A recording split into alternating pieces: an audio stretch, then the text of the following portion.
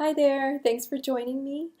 I'm really excited to do this video because I've been wanting to do this video for a while, as it is labeled Anxiety, Addiction, Labels, and Intuition. So we're going to talk about in more detail some of these topics, and I'm going to share my own experience where I've come from and share that with you. So first one, anxiety. I have put on my channel that I suffer from anxiety, and I've learned to cope with it in my own way. Now, I know, there's different levels of anxiety, and I would rate my level of anxiety to be around, I don't know, halfway there. I'm not really having panic attacks or anything like that. However, anxiety does creep up on inside of me, and that feeling when it comes up, how to cope with it is to understand that anxiety comes from the unknown, or it comes from stepping out of your comfort zone. When I'm going to get ready to do something that I don't like to do, or that I think judgmentally I'm not good at, it's the unknown, it's scary, etc. Whatever I'm fear, there's another one, it is giving me this feeling of anxiety. Anxiety is a little bit crippling because if you let that emotion run freely, then you end up not doing what you want to do, right? So whenever I get that feeling, what I like to do is just think stepping out of my comfort zone is a good thing. So I make this notion of stepping out of my comfort zone a good thing, always, no matter what. If you've had a thought before of the unknown, of something scary, of something that doesn't make you feel good, or that you think you're not good at, it's stepping out of your comfort zone, then you make that notion a good thing always. It's a little less scary, and then you realize once you do what you need to do, or what you were anxious on doing, then you realize, oh, that wasn't so bad, and it's over, and I'm done, and you take a deep breath, and it makes it easier the next time. So just stepping out of that comfort zone is a key word for me whenever I get anxious. And then the next time I say it again, and I know it's going to be good, and I do it, and then I get points, and I feel better, and then I keep doing it. It's helped me really overcome some of my fears. Okay, so that's number one. We'll move on to the other topic, which is addiction. I've also, I think I've said I've suffered from addiction, right? And I am an addict per se. I have addictive personality because it could be anything. It could be addiction, good or bad, in whatever judgment you have, right? As a human, I could be addicted to coffee every day. I could be addicted to shampooing my hair a certain way, doing my makeup.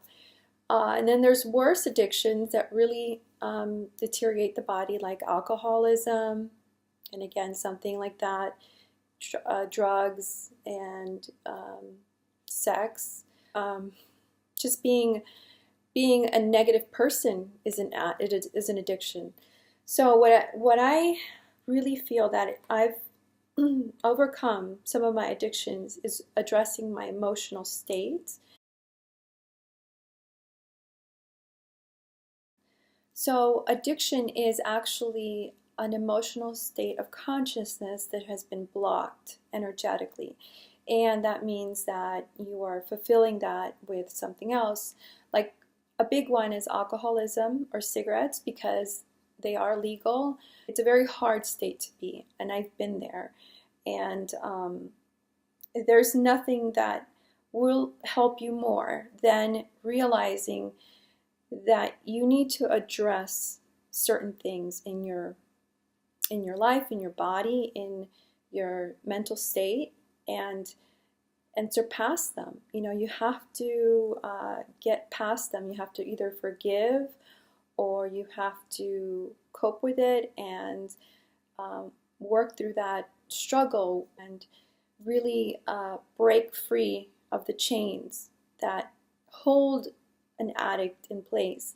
And again, if you do this in baby steps, not saying, you know, go cold turkey, a lot of people do, but I mean, I couldn't do that. But I had to address certain things in my life to get to where I am today. And then realize that I had to really deal with this. And then, you know, the pain of, say, being drunk or being involved with multiple people, toxic relationships, was really something I had to fill that space within me, and only I could do that, or else I would let all of this other stuff consume me and I would just, you know, disappear. The sooner we address the root cause, which is the emotional state, the better we will be. So that's just one of the things I wanted to share there. The next one we'll talk about here is labels. And I should have put this one first, but I think that labels are really awful things that we grow up with. And it's just, you know, in words, in the language that we are just all communicating in, labels happen to be what gets thrown on certain things. So for instance, labeling me a vegetarian because I don't eat meat is not correct, because I don't like the fact that you have to be either this or that, right? Or either you're a vegetarian or a meat eater. Well, what if I would like to eat meat on Thanksgiving, or, you know, St. Patrick's Day when my husband makes corned beef? Like, so labeling me as a vegetarian, it really limits me to what I love, and I don't think it's fair to label yourself. So I guess what I'm trying to say with labels is that they're not good.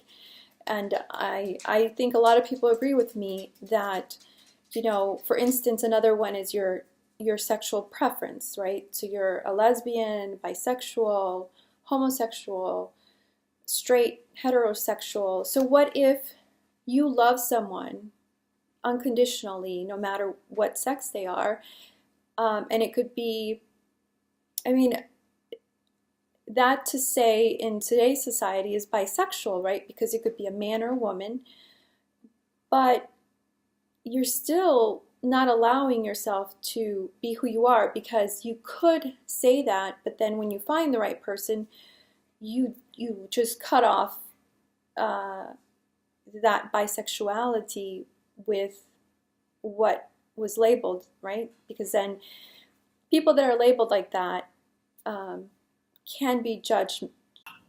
So another label is your race, and you know, you're categorized, and not saying disrespect your ancestors here. I'm Hispanic and I have very strong roots, but that's not who labeled, like, that's not where I fall in a category. And I think labels not only allows society to say you're in this box, but that you can't have any other opinion in other boxes or other realities. And labels, even in the political world, just truly, all they do is cause a fight between people. And as you can see, our president used to be a Democrat forever and became a Republican, and that's what he won with, right, and ran with. So labels, to me, in my opinion, the less that we have and the more that you say, oh, I'm Johanna, that's me, yeah. People call me Joe, nice to meet you. And just really hang out with people that don't use so many labels. And don't label yourself. Labeling yourself limits yourself. lastly, well, actually, I have two more things, but they kind of go together. So intuition is our last topic.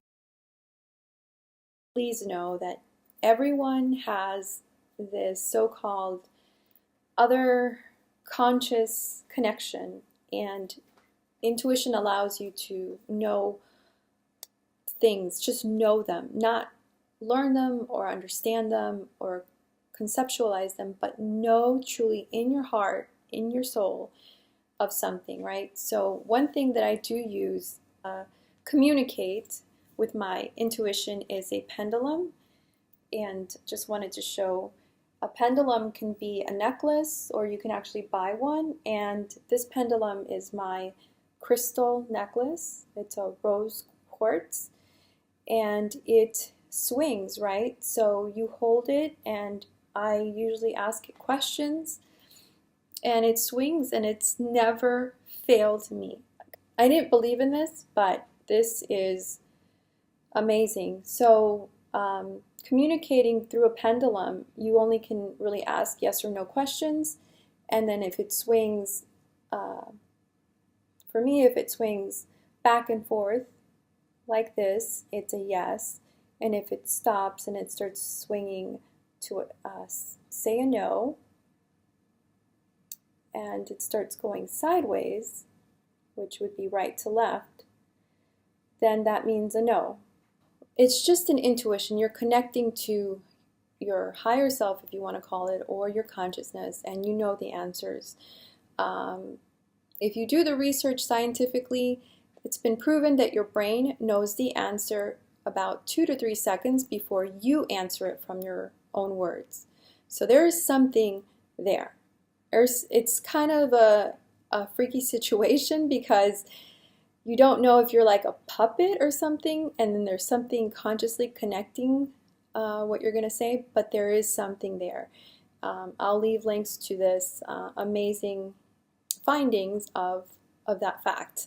And then that leads me to the very last point that I want to make and share with you guys is what I learned a while ago and what I share in my life, and I really try to just live by this.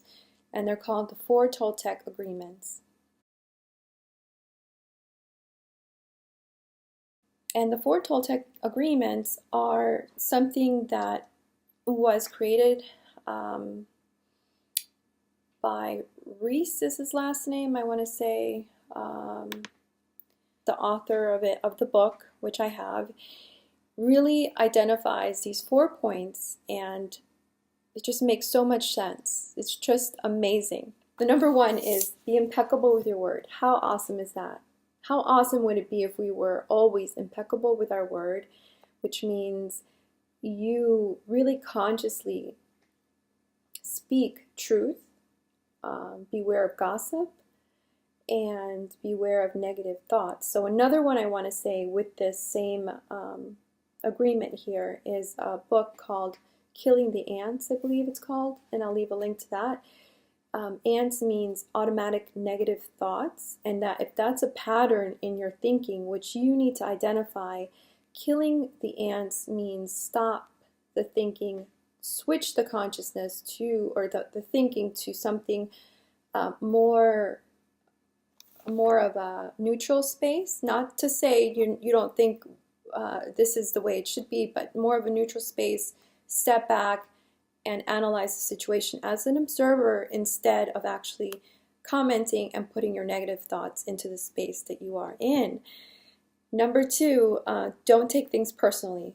This is so key because fights start with this all the time. Men have a hard time doing this one because attacking the ego is the most effective way to destroy someone, right? So number 3, don't make assumptions.